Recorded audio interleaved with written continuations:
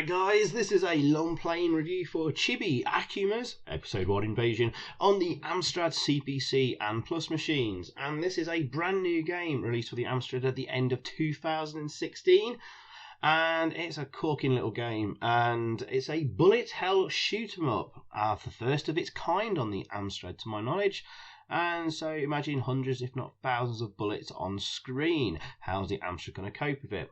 Anyway, it's programmed by Keith Sear, there he is, who writes software professionally for a living, and he decided to make his very first Z80 assembly language game. And apparently, it only took him 5 months from starting to learn the language to the release of this game. So that's impressive. And also, if you go on his website, chibiakumas.com, you can download box art for this game to print out, cut out, and make your own boxes and disc labels for the game, which is pretty cool. But let's start this off. And there's going to be an intro which we'll look at, which we'll select from the menu. And the game actually detects whether you are using a normal CPC or Plus machine. Annoyingly, I'm playing the normal CPC version. I forgot to turn on the Plus features in WinApe. But there's very little difference, only some modifications to the main sprites, which is nice. But don't worry, you're not missing out much. And that's a very nice loading screen there. We've got some music playing as well. We're going to skip through the music because we actually hear this music a lot throughout. Normally I like to let these things play out so you can hear it without me talking over the top of it, but you're going to hear this music a lot in the game. So we're going to move on. We're going to first watch the intro. By pressing the I key on the keyboard. You can see that I've already got a high score, I've already played this one through. And some lovely presentation already. So let's watch this intro and have a read of it.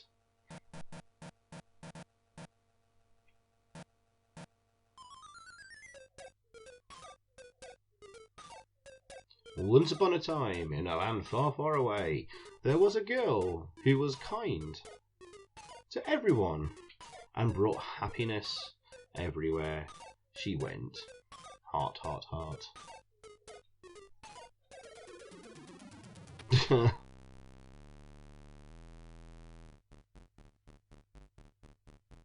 She isn't in this game. Okay, I'm going to warn you guys, there is some sick sense of humour, some very bad black humour in the game. Those are easily offended. Go and watch a different video. It's not really that offensive. But anyway, it's saying there, if you're bad, you'll go to the other place where you'll be punished for the bad things you did. So you can't go to heaven, you can't go to hell or something. Yes, but what no one tells you is that some people are so bad they don't go there either. Chibiko, that's our character, was a typical cheerful girl. She loved animals. I think she's frying some animals from an electricity pylon and enjoyed spending time outdoors as she's setting fire to a forest and dumping toxic chemicals in the water. Yes, she was sometimes a bit naughty and she didn't really like to study. Well, that's a school there. And I think she's collecting runway lights there from a nearby airport. And she crashes a plane into her school. So yeah, she's been very naughty.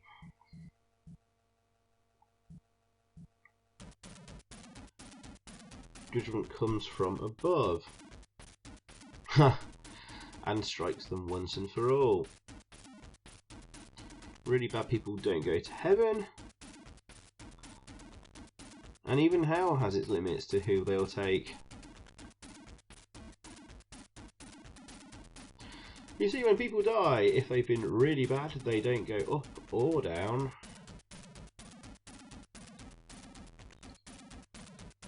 They stay where they were, as undead monsters hated by God and feared by all mankind, with an endless thirst for human blood. So she's a vampire now, basically. They live out eternity as Nosferatu vampires, cursed to live by feeding on their former friends and companions.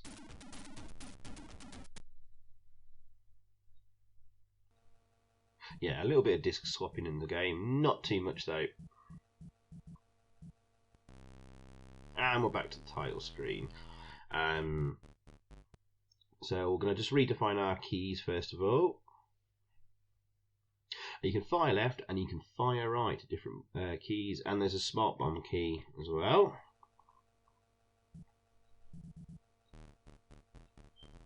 We'll take a quick look at the gameplay settings. We're just going to stick on the default one, which I think is 20 credits, and it's medium.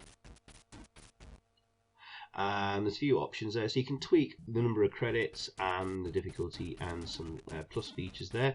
So lots to play around with. And here's the credits. Version 1.06. Go to chibiakumas.com. Keith Sear 2016. And yeah, some other bits and bobs there. And you can have a look for yourself. So I think it's time to start the game off. Alright, here we go. After a hard night's work massacring villagers and harvesting their blood, Chibiko is having a well-earned day's sleep. Suddenly she is woken by a commotion. A swarm of noisy, stupid, ill-conceived and badly drawn monsters are being drawn to her castle and are seriously disturbing the peace. No self-respecting vampire can overlook this insult. It's time to rise from your grave and unleash hell on whoever sent them. And then press fire to continue and start the game. And here we go. So we've got a nicely, not very nice looking horizontally scrolling shoot 'em up. We're already seeing quite a few bullets on the screen. We need to pick up that thing just above my head there. That gives you power-ups. When you kill an enemy, those coin things float into you to score points. There you go. So it's pretty simple stuff. You can shoot left, shoot right. You want to be sort of aiming towards the top of the heads of enemies to kill them. Sometimes they have a small hitbox. You have a very tiny hitbox. It's something I discovered later on after doing this long play, because I'm an idiot and I didn't go to the website and look at one of the pages there which actually gave some very useful information. Oh, just quickly, got another power up there, and now I've got two streams of bullets flying out. Yeah, I've just been hit there, so I'm flashing away, so I'm temporarily invulnerable, which you can use to your advantage. 3 lives per credit, and we've got 20 credits to do the game in. We are not going to do this with, not going to do this without losing a life or on 1 credit. Maybe I will try that another day. Oh, there's another power up there. So anything in those boxes, go and pick them up. I lost what I was going to say. Oh yes. Oh yeah. Okay, we're now getting a bit crazy with the bullets. And believe me guys, it's going to get a heck of a lot more crazier later on. But it is quite a short game. It's completable within sort of 20 minutes, I think, roughly. 20-25 minutes. This will make a nice little video for you guys anyway. We've kind of got sort of a parallax scroll on the go there as well. But anyway, I was going to talk about the hitbox on your main character, which if I'd read the website I would have learned about, and I probably would have done a bit better in this long play. The hitbox on your character is actually only 1 pixel, and if you look very carefully on the character, oh, we just finished that level. Actually, we're going to come to a boss now. Is that you can actually see the pixel within the middle of the body of your character. Can you see that white pixel there in the tummy? That is the hitbox. So if any bullets that touch that pixel, you're dead. A big enemy is approaching, the school spider, Skulder. There's actually a very nice sweet spot. If you just stay where I am there, you won't get hit by any of the projectiles from the and bullets from the school spider. But there are some evil hands that will appear on the screen shortly, and you need to move for them. They'll appear any second, actually. So this is actually a pretty easy boss. Oh, there's the hands. Yeah, I didn't move quick enough in time. Your smart bombs won't hurt the boss, but it will clear the screen of all bullets and other enemies, so that's quite useful. And that is the first level done. Right, the monsters climbing the mountain seem to be coming from the forest. It's time to push forward and stop the invasion. The animals of the forest seem to have become mutant zombies and generally super annoying. But no matter what zombified evil lurks in the heart of the forest, it will be no match for Chibi's black magic. There we go, so level 2 in the forest. And we've lost our power-ups. Let's do our best to clear enemies away as quick as we can. And there's a floating power-up there. Ooh. And while you're firing, you move slower. So holding the fire button down means you move. Obviously, your character moves slower, obviously, but it will actually probably help you avoid some bullets. But otherwise, she flies around the screen quite quickly. Oh, and I've just died. So I'm going to use one of the credits. I'll get that quickly. She moves around really quickly, but holding the fire button down to move slower means you can sort of weave in and out of bullets. Now, the idea behind bullet hell, this type of game, is that the screen is full of bullets, and it's your job to avoid them. I can't really mention any other sort of famous bullet hell games as examples. I don't think there really is any sort of really famous ones. A lot of them came from Japan though. I think that the later loop throughs of Gradius perhaps might be an example. But yes, in all those kind of games, usually the hitbox on your character is very, very small to compensate for the number of bullets in the screen. Usually a pixel in size, like in Chibi here. And they usually have smart bombs as well to clear the screen. We've got you have 3 of them per continue, and you can see we've got 2 left by those icons in the bottom left corner. And the 3 skulls there represent our lives. Yes, and this looks very, very, very slightly better on the Plus machine.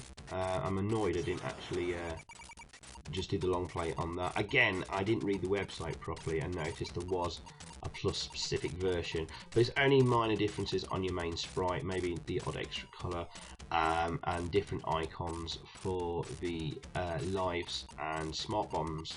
And that's pretty much it, I think.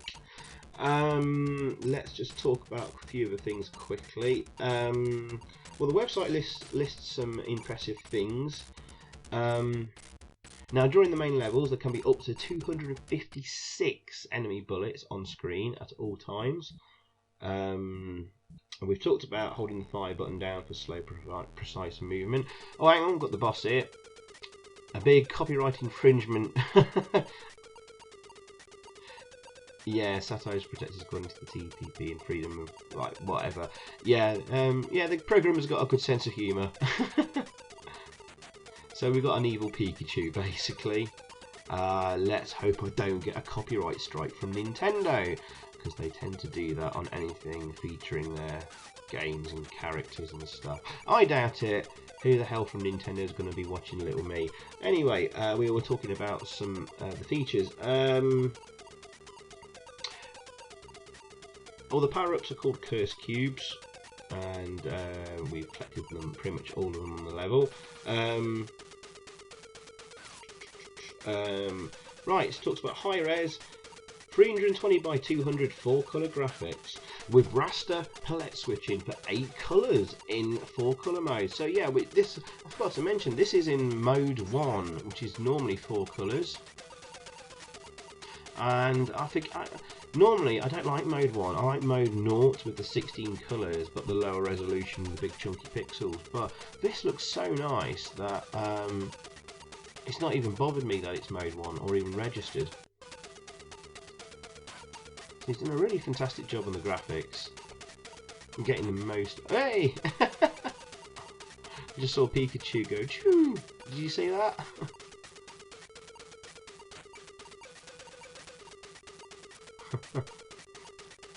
I like how he's getting a little bit more raggedy and stuff because he's been hit a few times. He's got a few scratches and choo! There it is. He's got a few more scratches and stuff going on there. That's pretty good. What else have we got here? yeah, edge action with parallax, well, sort of scrolling. Yes.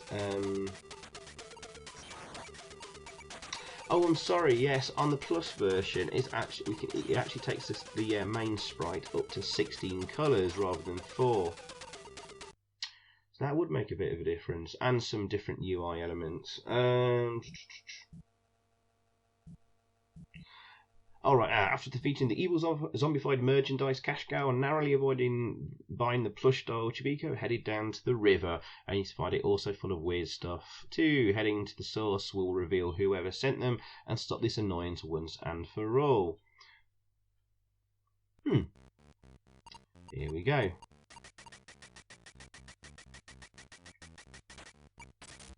Ah yes, and this water level looks really nice too. What else has it mentioned on the website? The game uses fast P-set sprites. Not sure what that means. Byte key transparency, double height interlacing, and supersized compiled and compressed sprites.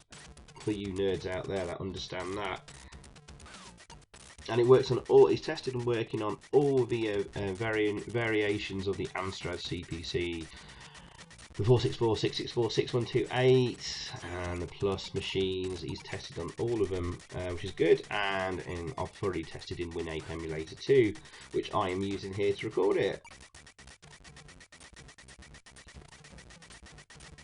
I think that will do for mentioning all the stuff behind the game. Okay, wow, I'm getting a lot of bullets on the screen there. What I tend to do is save the smart bombs until I'm on my last life, and then when the action gets too hot, start using them up to try and prolong my progress. I've done a little bit better using that. Oh, it's gone underwater, and I've got another curse cube there, another power up.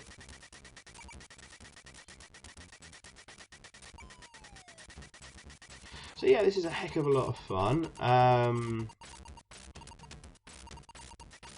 mean, I like games that you can basically complete on maybe like 1 credit. I don't think it's really possible on this. That's why I've not cared about using credits up to do this long play. I think it's too difficult to do on 1 credit.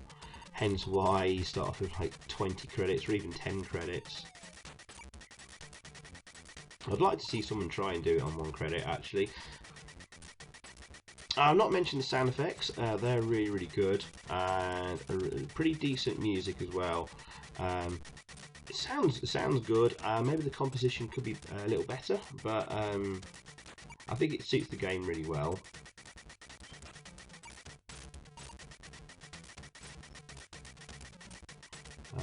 It's also kind of interesting that your character you're playing is kind of evil. You're not playing a good guy or good girl. Yeah, a very evil and naughty girl that's now a vampire.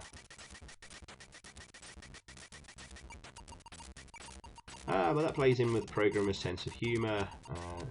He obviously has a very dark and black sense of humour, which is fine by me. He can do what the hell he wants. It's his game. He's not making it for anyone else but himself, as he said. And you can find a really good interview with him in Retro Gamer magazine out this month. I think it is issue 165. Okay, and here's the end of level boss. Oh well, who gives a smeg? Oh, he's obviously a Red Dwarf fan as well. I'm not sure you do any damage to this propeller thing. The thing you want to attack, this boss comes in different sort of stages and waves. Well, now have like these 4 creatures attackers, and then like the ship will appear from underneath, or submarine, or whatever the hell it is. I think there's an evil anglerfish. Now at the top of this like submarine or ship type thing, there's like this little sort of key thing. That's the thing you want to shoot and destroy. So just concentrate all your firepower on that, and that is how you get rid of this boss.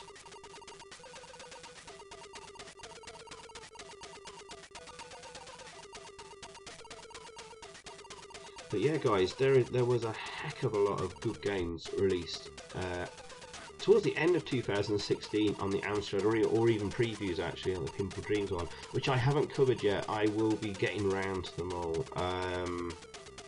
This is just one I could actually complete fairly quickly, so I made this my first one. And this is the most recent one released, so I'll have to sort of work my way backwards a little bit. There we go. More Amstrad videos coming up soon, and yes, here we go. Concentrate your firepower on that sort of plug and key thing. You might be able to do it in 2 waves, but we're having to move on to the 3rd wave here, just a bit of a shame. Now remember guys, the hitbox of your character is like that one little flashing pixel in the middle of her body and tummy.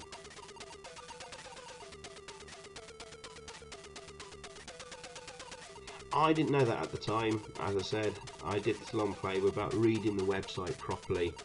It wasn't in the instructions that came with in the zip file. So I completely missed that, and also missed there is actually a plus version of the game.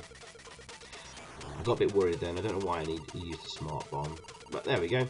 And I think we should be able to destroy him now, this big boss. There we go. And the thing sinks. And basically, this should be the last level.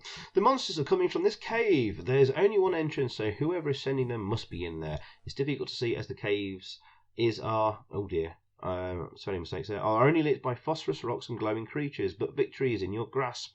Go in there and sort that shit out. Okay. Well, the programmer could have checked for spelling mistakes and stuff. It's not hard to do. Oh well, never mind. Right, okay.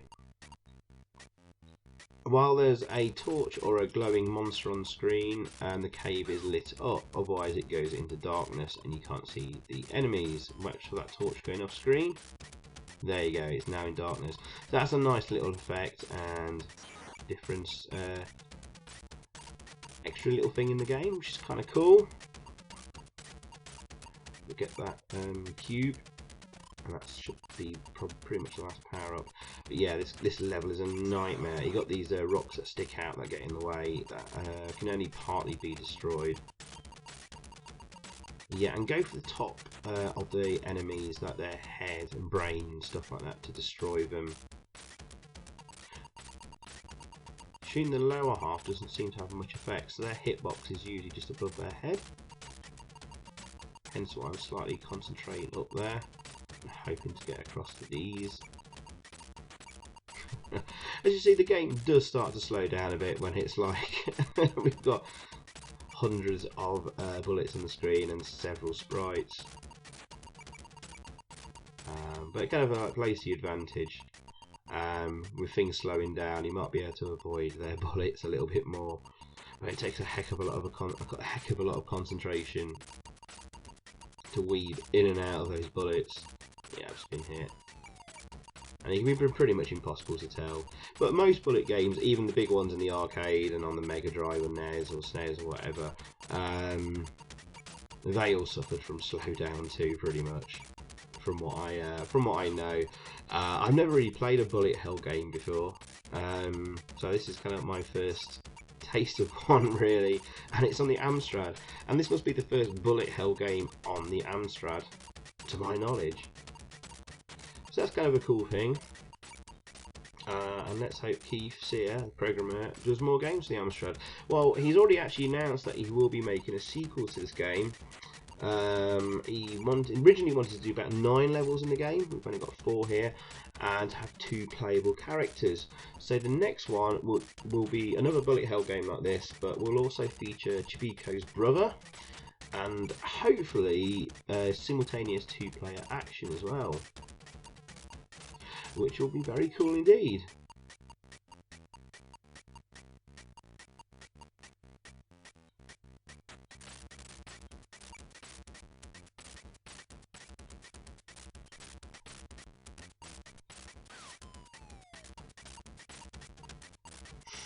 Yeah, it's getting really tough there. I think I should have used a smart bomb there, really. There you go. I got fed up getting stuck in those rocks sticking out. that'll be a very good time to use a smart bomb and make your way through quickly, because your bullets won't travel through them, and the screen will just fill up with enemies and more bullets.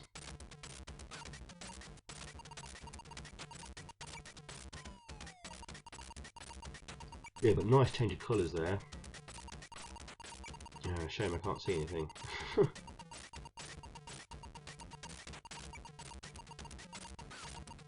Oh, I've got no more smart bombs to use. Oh, I have, sorry. What am I on about? Yeah.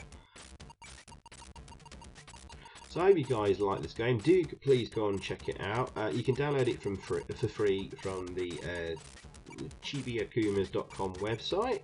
Link in the description below, and it's also on the CPC Power website to download too.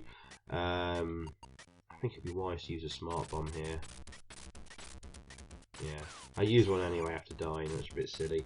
But yeah, guys, download it. And like I said earlier in the video, on the website, there's a zip file you can download of like the box art, which is pre-sized for you, and instructions and guides to cut it out after printing it out and make your own box for the game, which is a clever thing to do. Personally, I think you should have sold this. There's certainly a few companies out there manufacturing homebrew 8-bit games on real media. Maybe he could package both games together once the sequel's out at a later date or something and sell them. I don't think he's interested in making money from it though. He's done it for enjoyment and as a hobby. Well, of course, no one making Amstrad games these days do so for a living. So what am I talking about?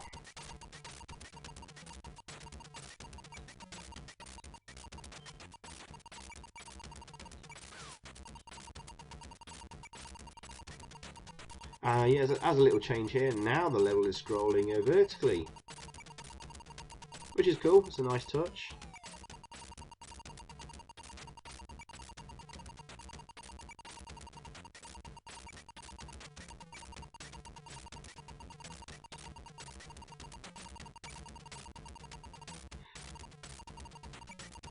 I don't know, watching this it may look a little bit sort of slow and clunky, maybe, some people. Playing it is a much better experience than watching it, put it that way. Yeah guys, download it and play it. I really like this. It's certainly not my favourite game ever on the Amstrad. It's kind of not my thing, really. I do like shoot 'em ups, but I'm maybe not the hugest fan of them. But I love to see more action-orientated new games on the Amstrad, definitely, rather than sort of like puzzle games and stuff like that. So this is still a big thumbs up from me, and I really enjoyed playing it.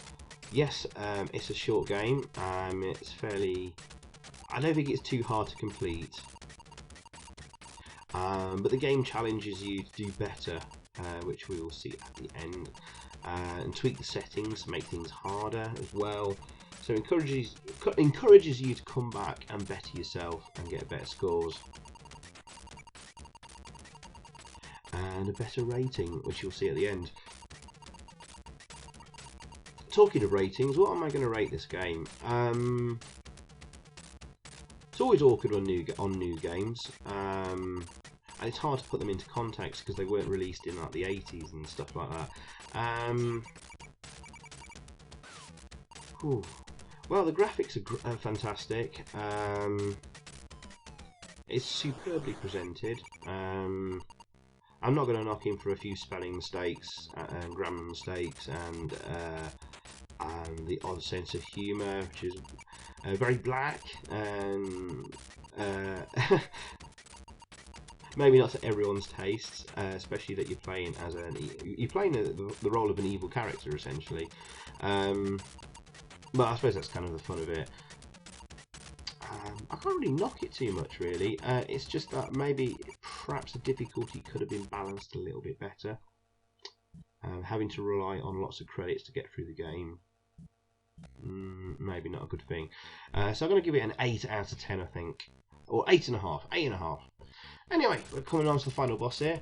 So you're the one sending all this shit. Who the hell are you? You weren't in the intro, on the website, or on the title screen. Okay. So you've come for me at last. Be gone, foul monster. I shall banish you from this land, once and for all.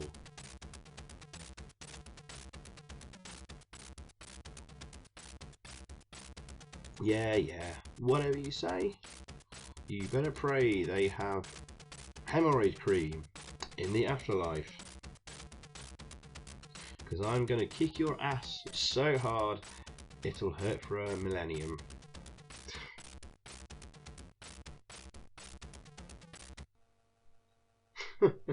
So here we go, guys, on to the final boss. Warning! A tiny enemy is approaching. Necromancer. Vengeance. So this is just a war of attrition. He's got an energy bar at the bottom there, actually, you can watch. A shitload of enemy fire is approaching. The Amiga array. Oh yes, the final boss here. He's capable of over 1,000 bullets on screen, which is crazy. Here it goes. There it goes. Look at all them. The thing is, I'm using my smart bomb to clear them away, but you'll see them in full effect later on when I run out of smart bombs.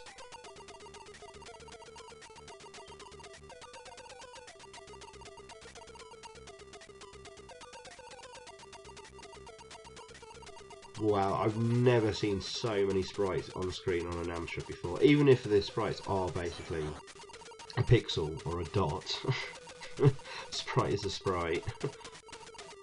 And there's over 1,000 of these bullets, and there's more and more coming here. Yeah, this is pretty crazy. Ooh, nearly managed to get through there.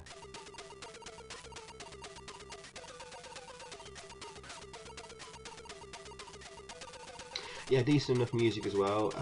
Done using the Arcos tracker, which is an excellent piece of software. Arcos can run on the Amstrad itself to make music, or there is actually a PC version of it, which you can create music files using a PC, which I have done. In fact, I've used it on my intro for that Van Halen jump music. Dead again. Looks like I was about to kill him there. His energy bar, though, has several levels and colours. I think we're on the final stage of him and his energy. Yeah, look, it's disappearing now at the bottom of the screen. Saving up the smart bombs there before for all to clear the screen of all bullets. And it won't be long before he's defeated.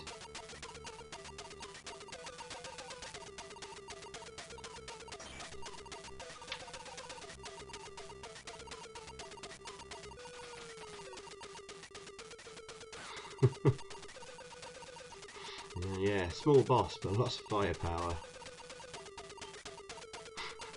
Here they come.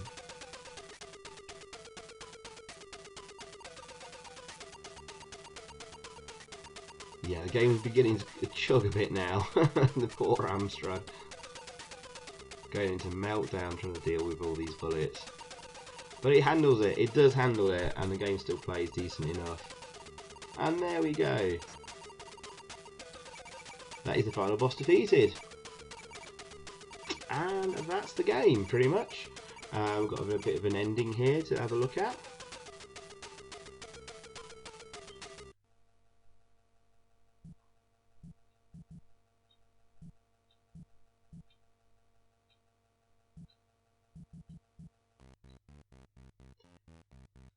Yeah, not so mouthy now, are ya? Now, who the fuck are you? Why are you creating these monsters and invading my land? I used to be the village elder, but since you razed the village and killed all the villagers, I fled and hid in this cave. Well, yes, I did sort of do that, but what about these monsters? I feel sorry for the boss now. Monsters, these are the animals that lived in the forest. The river got polluted and they got ill and mutated. So That was supposed to be a joke. But well, why are you sending them to me? So Chibiko created all this mess herself. I'm not doing that. Fire destroyed their habitat, so now they are migrating to better lands, like the mountains where Chibiko lives. Well, this is awkward. Spelt wrongly. Oh dear. I suppose I could cut down and only commit massacres every other Tuesday. Capital T on Tuesday. Keith, never mind. Anyway, thanks for playing. Game over. I hope you enjoyed playing this game as much as I did making it. See you again next time in Chibi Akumas Episode 2 Confrontation. There you go. Confirmation of a sequel. Thanks for playing. Don't forget to turn off your set. So that's a decent enough ending, guys. And now I think we get graded on our performance and our final score.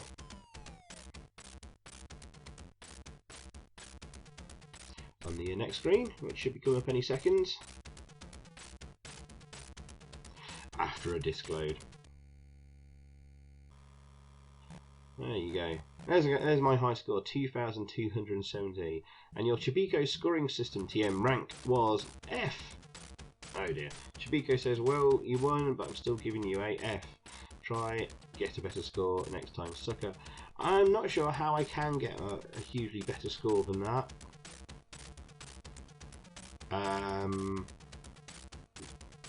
Looks like you can go up to like 99 million points, by looking at the number of digits there. I don't see how that's possible. There you go. That is Chibi Akumas on the Amstrad CPC Longplay review. As a final review score, 8.5 out of 10. Thanks for watching, guys, and I'll see you again very, very soon. Cheers. Goodbye.